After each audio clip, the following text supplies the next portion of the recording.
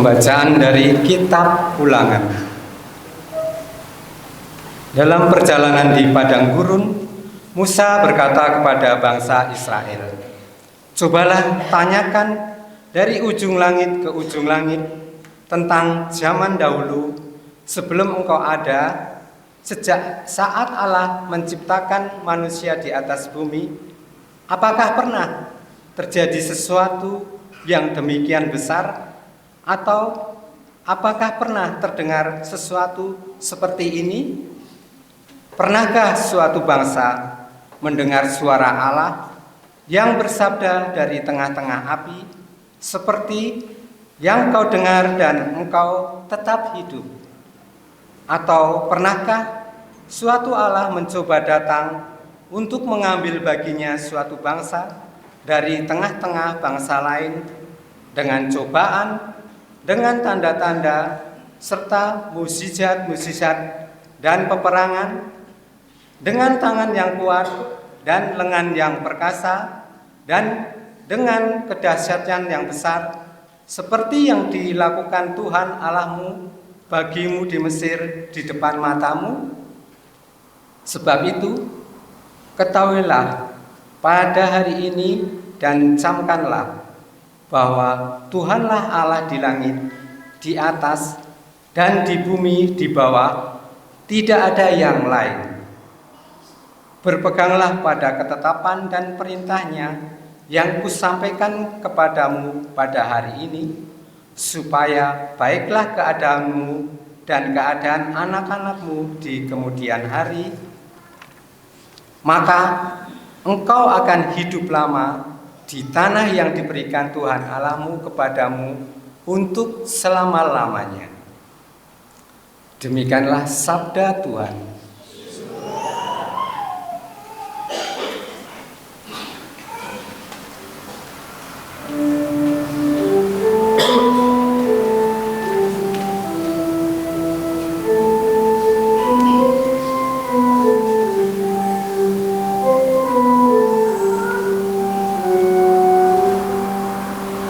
Berbahagialah bangsa yang dipilih Allah menjadi milik pusakanya.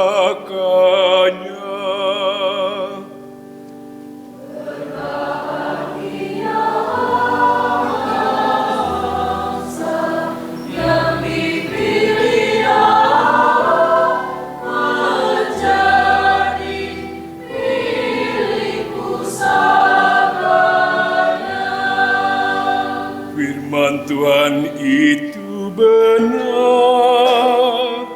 segala sesuatu dikerjakannya dengan kesetiaan. Ia senang pada keadilan dan hukum, bumi penuh dengan kasih setianya.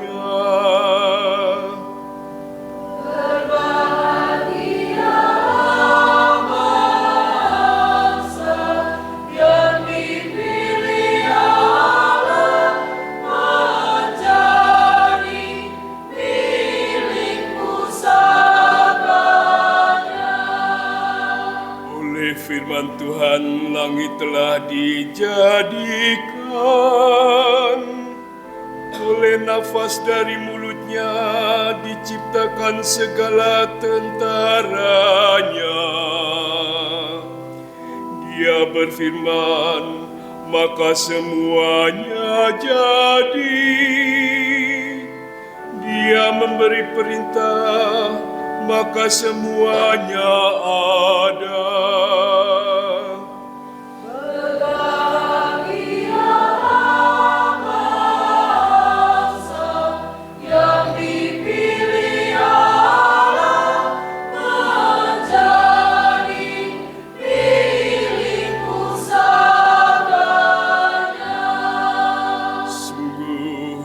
Mata Tuhan tertuju kepada mereka yang takwa,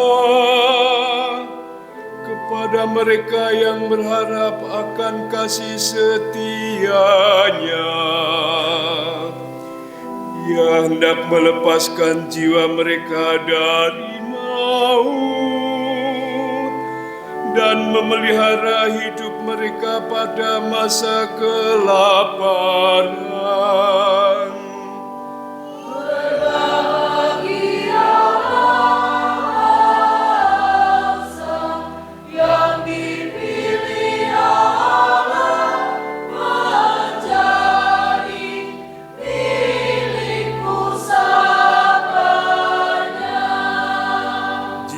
Kita menanti-nantikan Tuhan, Dialah penolong dan perisai kita. Kasih setiamu ya Tuhan, kiranya menyertai kami, seperti kami berharap kepadamu.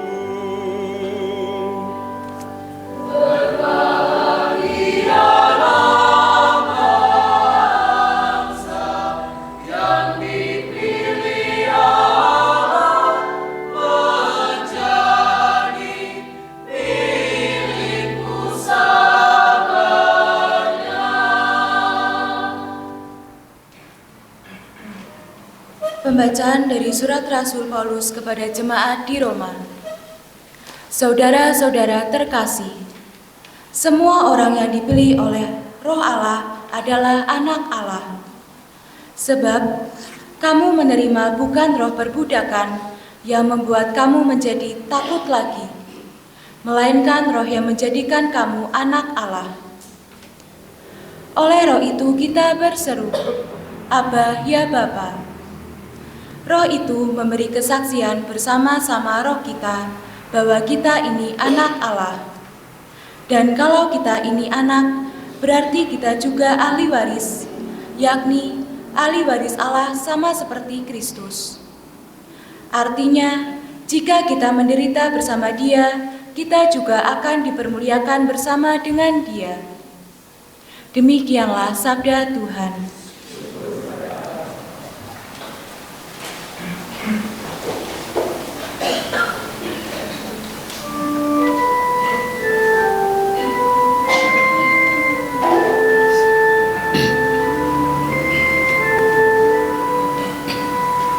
Haleluya, haleluya, haleluya. Haleluya,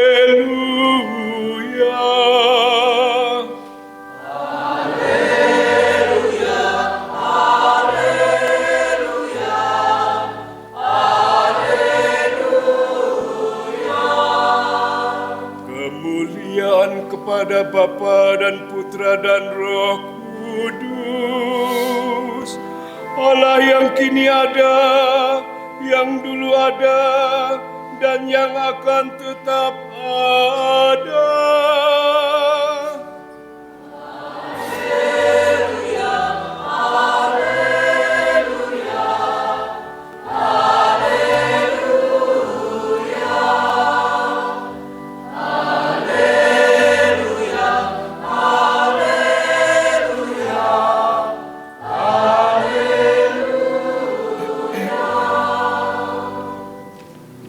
Tuhan bersamamu.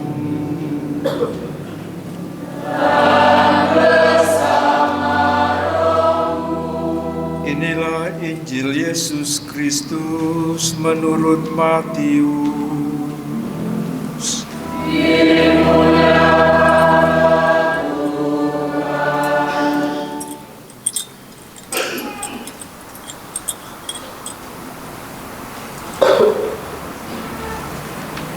Bab 28 ayat 16 sampai 20. Perintah untuk memberitakan Injil. Dan ke-11 murid itu berangkat ke Galilea, ke bukit yang telah ditunjukkan Yesus kepada mereka. Ketika melihat Dia, mereka menyembahnya, tetapi beberapa orang ragu-ragu. Yesus mendekati mereka dan berkata, "Kepadaku telah diberikan segala kuasa di surga dan di bumi. Karena itu pergilah, jadikanlah semua bangsa muridku dan baptislah mereka dalam nama Bapa dan Anak dan Roh Kudus. Dan ajarlah mereka segala sesuatu yang telah kuperintahkan kepadamu. Dan ketahuilah, aku menyertai kamu senantiasa sampai kepada akhir zaman.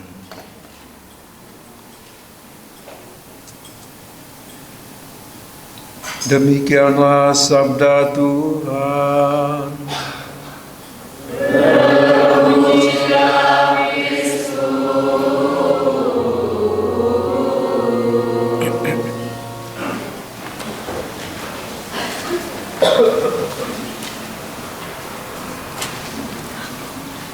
Bapak, Ibu, saudara-saudara sekalian yang terkasih di dalam Tuhan, hari ini adalah Hari Raya Tritunggal yang Maha Kudus, merupakan rangkaian acara dari Pasca, kenaikan Tuhan, turunnya Roh Kudus atau Pentakosta, dan hari ini disimpulkan di dalam Hari Raya Tritunggal yang Maha Kudus.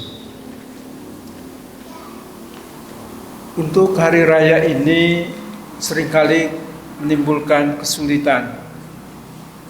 Kenapa? Karena sangat sulit untuk memahami yang Tritunggal itu. Satu Allah, tiga pribadi. Kita juga mengakui bahwa Allah itu Esa, satu, tapi kok ada tiga itu ya. Istilah Tritunggal ini juga seringkali diklaim ini kan tidak alkitabiah. Kita tidak menemukan satu kata pun yang berbicara tentang Allah Tritunggal dari Alkitab ini. Namun demikian, pernyataan-pernyataan itu banyak sekali. Istilah Tritunggal itu dipakai oleh Tertullianus pada tahun 170 sampai 220 untuk menggambarkan Tritunggal yang Maha Kudus ini, untuk menggambarkan satu Allah tiga pribadi. Apakah istilah ini dipakai lalu setelah Yesus lahir baru ada Tritunggal yang Maha Kudus? Yesus dalam berbagai ajarannya dia selalu berkata, sebelum Abraham ada, aku sudah ada. Nah, ini menimbulkan perbantaian di kalangan para ahli Taurat dan orang-orang Farisi.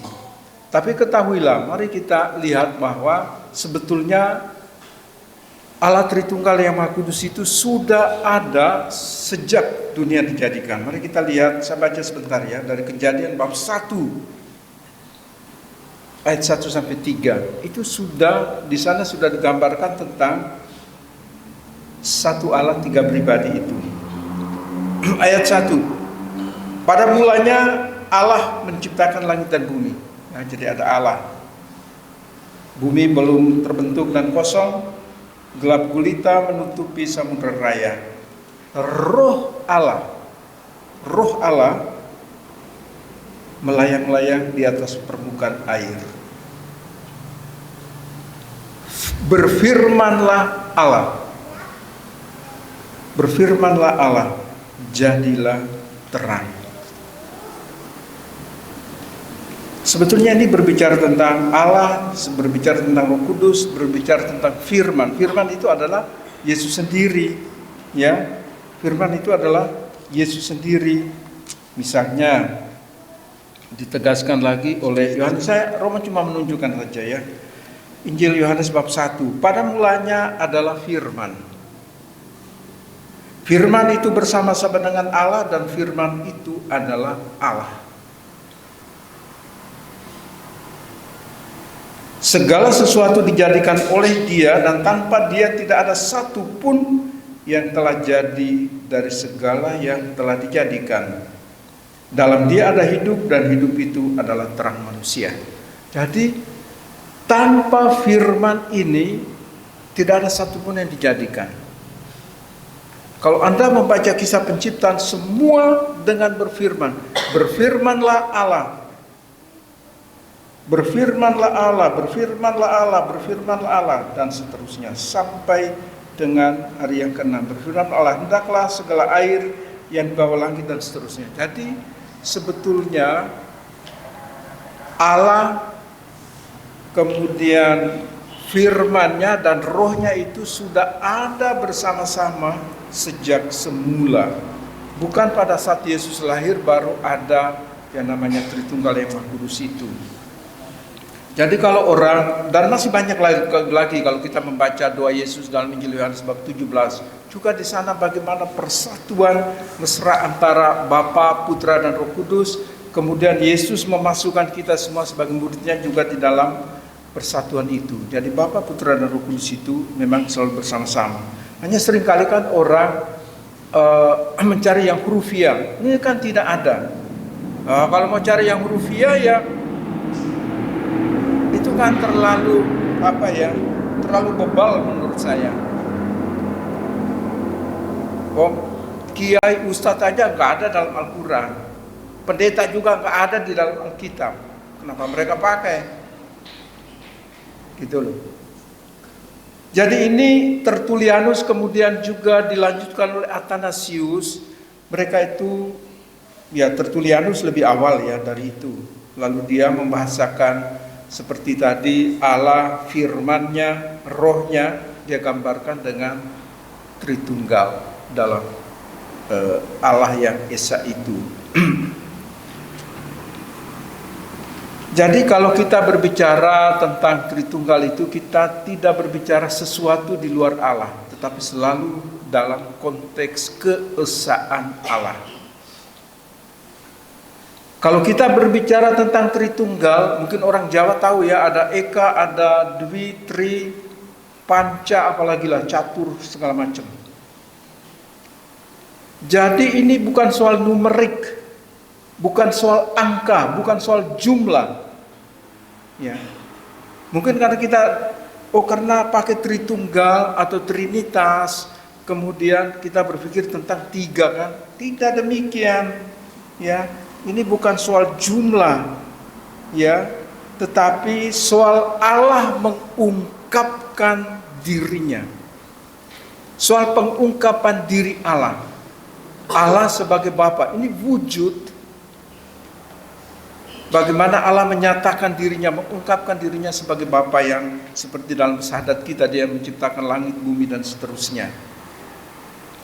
Kemudian firman-Nya, firman Allah itu menjelma menjadi manusia. Injil Yohanes bab 1 ayat 14.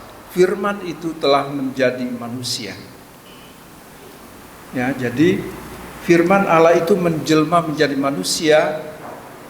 Dalam rahim Bunda Maria lahirlah Yesus. Jadi Yesus itu Allah yang menjelma. Maka Yesus itu sangat istimewa itu ya. Yesus punya dua kodrat. Kodrat ilahi dan kodrat manusiawi. Jadi Allah menjelma menjadi manusia, datang untuk membebaskan kita karena manusia tidak mungkin keluar dari perbudakan dosa itu. Kita dikungkung oleh kesalahan dan dosa dan kita tidak bisa membebaskan diri kita. Allah harus turun, mengosongkan dirinya, turun, mengambil rupa manusia untuk menyelamatkan kita. Supaya Allah bisa menyapa kita, tapi kita tidak mati. Karena kitab suci berkata, barang siapa berhadapan muka dengan Allah, dia mati. Maka Allah mencari jalan, saya harus menjelma supaya saya bisa berhadapan muka dengan muka, tidak ada yang mati. Jangan juga lalu kita berpikirlah, kalau Allah turun berarti surga kosong dong. Begitu kan? Jangan berpikir seperti itu. Ini kita bicara tentang misteri Allah. Pikiran kita yang sempit ini tidak bisa kita mengukur misteri Allah yang besar itu. Ini rahasia Allah. Kalau Allah tidak punya rahasia lagi, lah untuk apa dia maha kuasa? Untuk apa dia maha tahu? Justru itulah menjadi bahasa anak muda sekarang, bahasa gaul sekarang. Ini kekepoan manusia untuk mencari tahu siapa Allah itu. Tapi kita hanya bisa tahu sedikit. Saya studi kitab suci bertahun-tahun, aku cuma tahu seujung kaki ini, kuku ini tentang misteri Allah. Tidak bisa.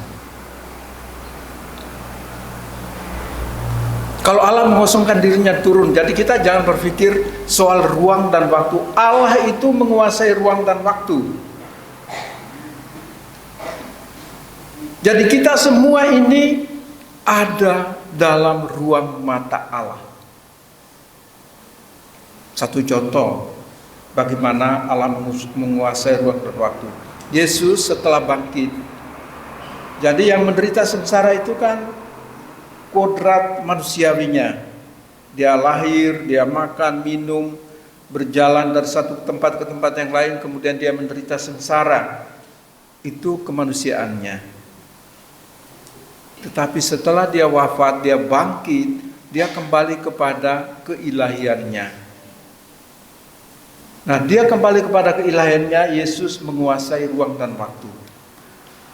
Pada saat yang sama Yesus menampakkan dirinya kepada Petrus dan kawan-kawan di Yerusalem di sebuah ruang tertutup. Dan pada saat yang sama, waktu yang sama, Yesus juga berjalan dengan dua murid yang kecewa jalan pulang ke Emmaus. Kenapa? Karena Yesus menguasai ruang dan waktu. Jadi segala macam ruang waktu itu ada pada ruang mata Yesus. Karena dia Allah. Jadi tidak bisa kita mengukur Allah dengan kita, ya semua yang dikuasai oleh ruang dan waktu ini. Sehingga kita berkata, lah kalau Allah mengosongkan dirinya turun menjelma menjadi manusia, surga itu kosong. Begitu kan? Sudah berhenti berpikir begitu. Allah menguasai ruang dan waktu. Hal ini juga dinampakkan kok. Waktu Yesus menjadi manusia, dia mengambil rupa manusia, Allah menjelma menjadi manusia. Yesus dikuasai oleh ruang dan waktu. Jadi kalau Yesus ada di Yerusalem, dia tidak ada di Nazaret atau di Galilea. Gitu loh. Sama seperti kita semua ini dikuasai oleh ruang dan waktu. Saat ini kita semua ada di dalam gereja Santa Maria Immaculata ini. Anda tidak ada di rumah. Kalau ada yang lihat Anda di rumah, barangkali genderuwo itu. Ya kan? Saya melihat si A ini. Loh, Bapak tadi enggak ke gereja tuh. Pasti genderuwo. Itu kan kepercayaan orang Jawa kan. Jadi sekali lagi mari kita sadar diri bahwa kita punya kodrat manusia. Yesus juga pernah mengambil kodrat manusia ini. Artinya Allah, firman Allah itu menjelma menjadi manusia, mengambil rupa manusia. Kemudian rohnya itu, roh Allah itu yang menghidupi, menjadi sumber hidup kita. Maka Yesus berkata, kalau saya tidak pergi kembali, saya tidak naik ke surga, maka Roh Kudus tidak datang. Kenapa Roh Kudus harus datang? Karena Roh Kudus itu yang masuk di dalam setiap relung hati kita. Ketika Yesus hadir, kita hanya berjumpa dengan Dia. Orang-orang hanya bertatap muka dengan Dia, orang makan bersama Dia, tapi Yesus tidak masuk di sana. Roh Kudus itu yang memberi hidup, Dia yang menuntun kita. Jadi orang kita boleh mencoba mengidentifikasi Allah Tritunggal ini memang sangat sulit. Tapi mari kita kembali ke kitab suci bahwa mereka itu ada bersama-sama. Ya, maka di dalam kisah penciptaan misalnya dalam kitab Kejadian bab 1 ayat 26, ketika Allah mau menciptakan manusia, itu di situ ditunjukkan kemajemukan Allah. Ya. Mari kita jadikan manusia menurut gambar dan rupa kita. Kita itu majemukan. Itu mau menggambarkan Allah Tritunggal ini loh. Ya, Allah Tritunggal. Oleh karena itu kita bersyukur bahwa kita punya Allah yang punya misteri yang begitu besar, yang tidak bisa diselami, dipahami dengan baik oleh ilmu pengetahuan manapun. Teologi pun tidak cukup sempurna untuk menggambarkan Allah Tritunggal Maha Kudus. Karena memang itu rahasia, itu misteri besar Allah. Kita hanya tahu, Bapak Ibu sekalian, kita hanya tahu sedikit. Kita juga bisa menggambarkan dengan cara apapun. Ada yang menggambarkan dengan matahari. Allah sebagai matahari, boleh saja. Ya, menggambarkan Allah Tritunggal seperti matahari, kemudian sinar matahari misalnya, kemudian panasnya matahari itu sebagai pribadi Roh Kudus. Ada benarnya juga, karena Yesus bilang, akulah cahaya dunia, saya itu terang.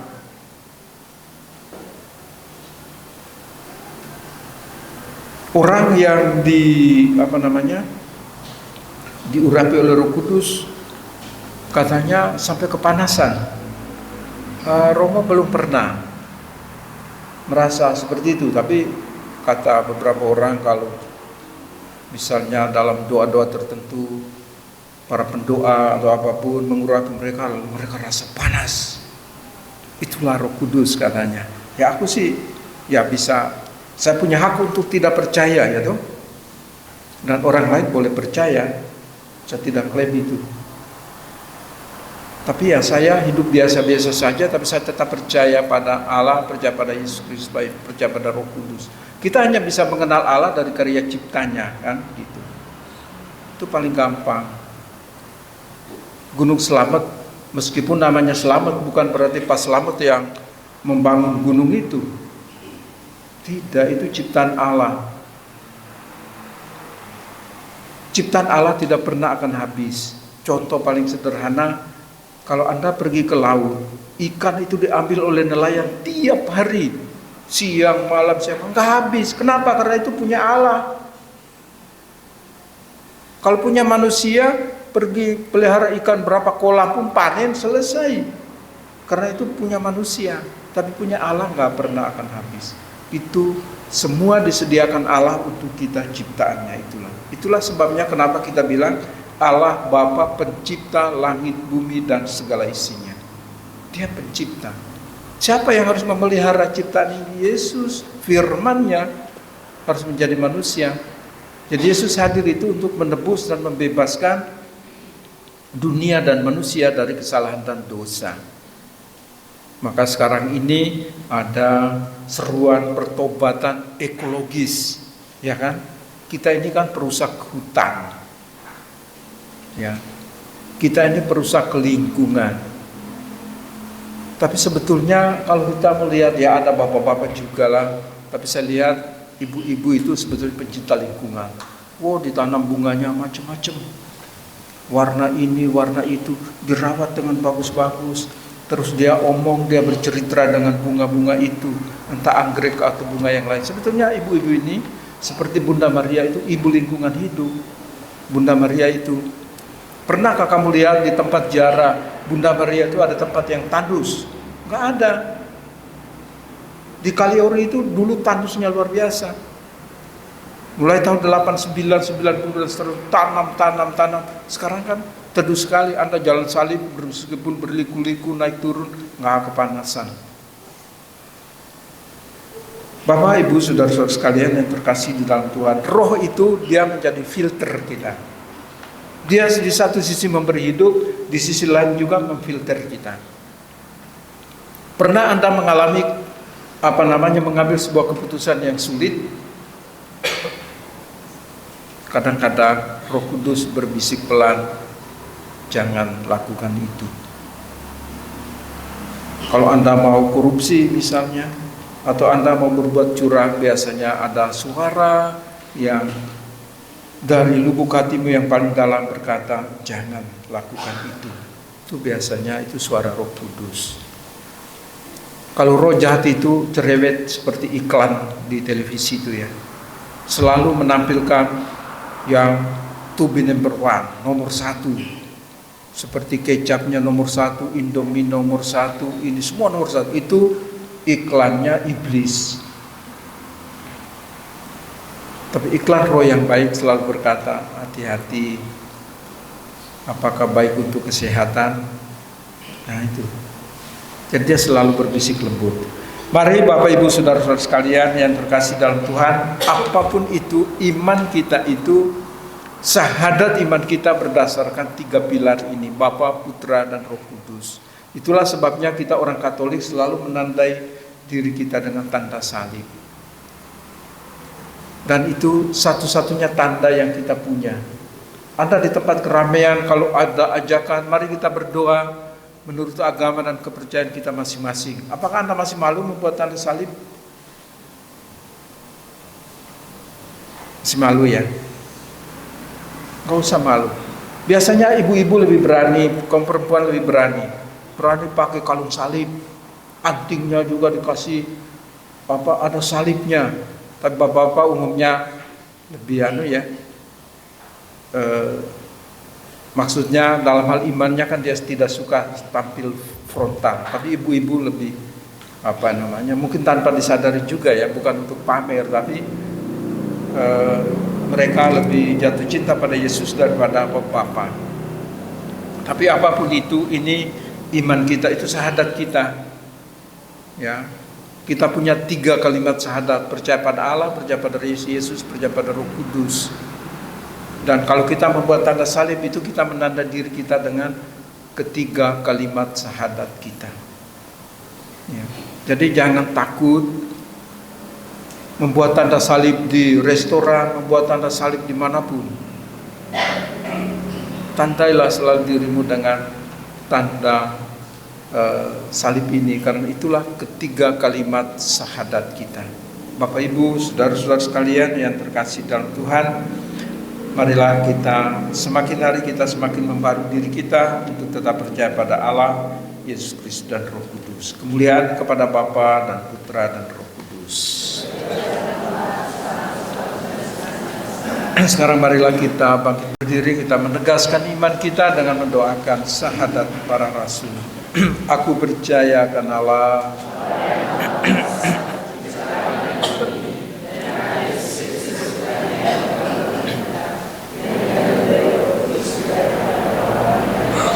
yang menderita sengsara dalam pemerintahan Pontius Pilatus, disalibkan, wafat dan dimakamkan, yang turun ke tempat penantian pada hari ketiga, bangkit dari antara orang mati, yang naik ke surga.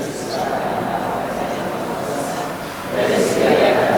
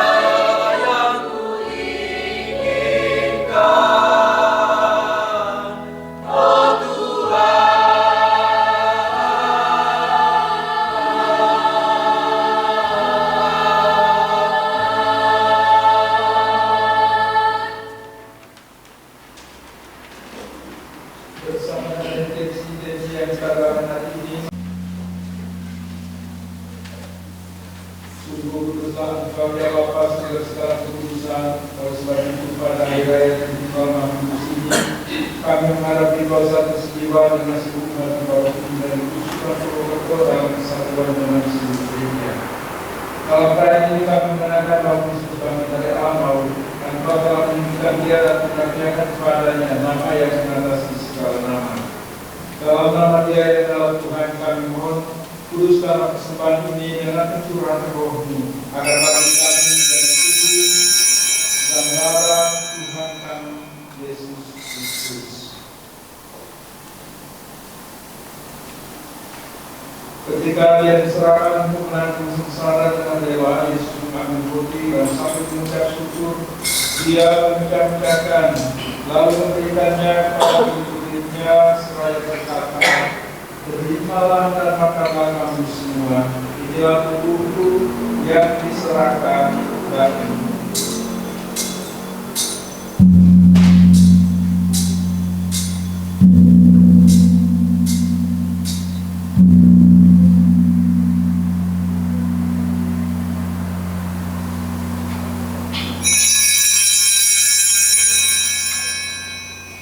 Demikian pula sesudah penjamuan Yesus mengambil piala. Sekali lagi Dia mengucap syukur kepadamu, memberikannya kepada murid-muridnya seraya berkata, "Terimalah dan minumlah kamu semua, inilah piala darahku, darah perjanjian baru dan kekal yang dicurahkan bagimu dan bagi semua orang demi pengampunan dosa.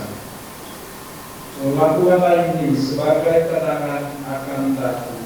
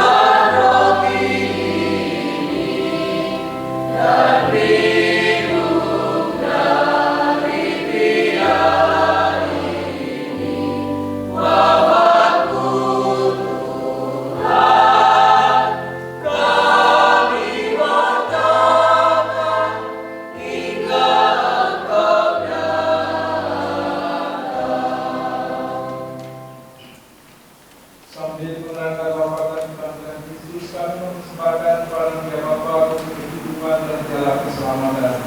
Kami bersyukur sebab kami menganggap layak menghadap Engkau dan berbakti kepada-Mu. Dan kami mohon semoga kami yang menerima tubuh dan darah Kristus dihimpun menjadi satu umat oleh Roh Kudus. Bapa, perhatikanlah gereja yang tersebar di seluruh bumi, perhatikanlah juga seluruh umat yang dihimpun saat ini di sini. Perhatikanlah juga orang-orang sakit yang kami sertakan dalam perayaan Ekaristi ini, Mali, Joy, Thomas, Padania, serta seluruh umat yang berubah emas, khususnya pembawa dan gereja terbuka. Untuk kita yang merayakan bulan Paskah, sempurnakanlah kami semua dalam cinta kasih. Dalam persatuan dengan Paulus kami, Fransiskus, satu kami, Kristus, serta semua rekan buat. Ingatlah juga akan saudara-saudara kami kaum beriman yang telah meninggal dengan harapan akan bangkit, karena kami semua orang yang telah berjuang dalam kerahiman, khususnya bagi almarhum Bapak Robertus Suwadi Harjo dan almarhumah Ibu Rosalia Maria Sukira serta almarhumah Ibu Elsi Sawahibu yang semuanya kepanggil menghadap hadiratmu. Terimalah mereka dalam cahaya wajah-Mu. Kami mohon kasihanilah kami semua agar kami menerima dalam kerajaan abadi bersama Santa Perawan Maria Bunda Allah, Santo Yesus lainnya, para rasul dan semua orang kudus sepanjang masa yang hidupnya berkenan padamu. Semoga kami pun memperkenankan serta memuji dan memuliakan Engkau dengan pengantaran Yesus Kristus kami. Dengan pengantaran Dia, bersama Dia dan dalam Dia, bagimu Allah Bapa yang Maha Kuasa, dalam persekutuan Roh Kudus, segala hormat dan kemuliaan sepanjang segala masa. Amin.